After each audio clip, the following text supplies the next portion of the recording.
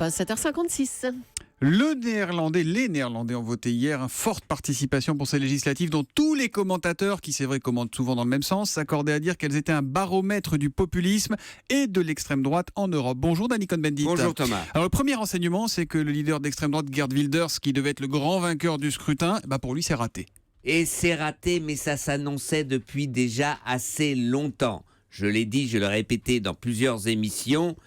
Geert Wilders était en perte de vitesse depuis l'élection de Trump. On aurait pu le voir, on aurait pu l'analyser. C'est vrai que le camarade Erdogan lui a donné, le président turc l'a aidé, Rutte, le Premier ministre hollandais, qui s'est bien défendu, quoi qu'il ait perdu 5%. Donc les enseignements, il n'y a pas de printemps du populisme d'extrême droite, du populisme anti-européen. Au contraire, en Allemagne, le populisme est en perte de vitesse. En Hollande, il a pris une raclée, 13%. C'est 13% de trop, mais enfin, ça peut exister dans un pays sans que tout le pays s'effondre. Deuxième surprise, et ça c'est pas pour vous déplaire, il y a une surprise verte. Les écologistes ont multiplié leur score par 4. Ils devraient avoir 16 sièges contre 19 pour l'extrême droite et 32 pour le parti du gouvernement.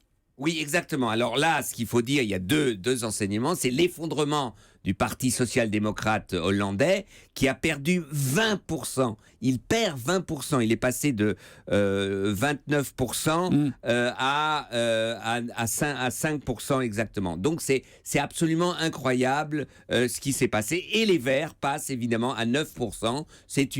Ils ont quadruplé leurs chiffres. Ça veut dire qu'il y a en fait une force social-libérale et une force écologique qui est un des piliers de la société hollandaise, comme il y a une force d'extrême droite. Et au milieu, il y a le Parti libéral qui a sauvé la mise, même en perdant quand même 5%. Oui, ça veut dire aussi, quand on regarde la photo politique aux Pays-Bas ce matin, qu'il y a un paysage politique qui est assez éclaté. Et là, pour le coup, on a l'impression que ça ressemble un peu à ce qui se passe chez nous, non ? Oui, mais ça, c'est une tradition en Hollande, puis étant donné que c'est une proportionnelle sans barre des 5%, comme par exemple en Allemagne, donc le paysage politique est éclaté. Il y aura besoin de 4 partis pour faire une coalition au pouvoir, mais c'est vrai qu'en France aussi, en France, le paysage va être éclaté parce que personne n'aura la majorité absolue.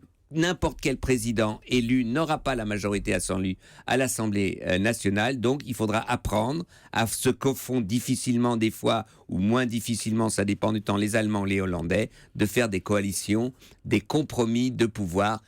La France doit apprendre à faire des compromis, des coalitions pour arriver à former un gouvernement. Et en tout cas, il n'y a pas de printemps du populisme ni aux Pays-Bas ni en Europe. C'est la conviction forte de Danny Cohn-Bendit qui revient nous voir demain matin. À demain, Danny. À demain, Thomas. Ciao, ciao.